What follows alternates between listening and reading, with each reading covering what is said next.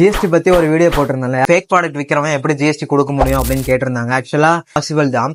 எப்படி எதுக்கு இத்தனை எப்படி இல்ல எப்படிப்பா கிட்ட வந்துட்டு ஒரு பில் இருக்கு, ஆக்சுவல் இம்போர்ட்டரே கிடையாது. பட் அவன் வந்துட்டு எனக்கு ஜிஎஸ்டி பில் கொடுத்திருக்கான். அது எப்படி பாசிபிள்? ஏன் திமுங்களா எப்படி? அதான் முதல்ல நானும் யோசிக்கிறேன், ஆனா எதுவும் வரமாட்டேன். ஆப்டிமம் நியூட்ரிஷன் எடுத்துக்கோங்க. ஆப்டிமம் நியூட்ரிஷனோட லேண்டிங் பிரைஸ் வந்து ஒரு 6800 வருதுன்னு வச்சுக்கோங்களேன். பிளஸ் வந்துட்டு என்னோட ப்ராஃபிட் பர்சன்டேஜ் வந்துட்டு ஒரு 10%.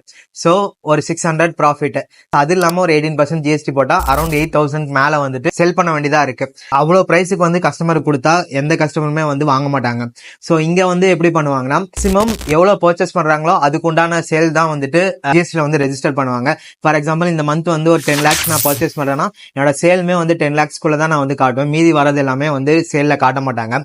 சோ ஜிஎஸ்டி பில் கொடுக்குறாங்கன்னா ப்ராடக்ட் ஆக்சுவல் பிரைஸ் வந்துட்டு பாத்தீங்கன்னா ஜிஎஸ்டியோட உங்களுக்கு எல்லாமே சேர்த்து ஆக்சுவலா மார்க்கெட் பிரைஸோட கம்மியா கொடுப்பாங்க. அப்படி கொடுக்குறாங்கனாலே நீங்க அனலைஸ் பண்ணிக்கலாம் அவங்க எவ்வளவு பர்ச்சேஸ் பண்றாங்களோ அதுக்கு உண்டான சேல்ஸ்ல வந்து டேலி பண்றாங்கன்னு அர்த்தம். சோ ஜிஎஸ்டிக்கும் அத்தன்டிகேஷனுக்கும் எந்த சம்பந்தமும் கிடையாது.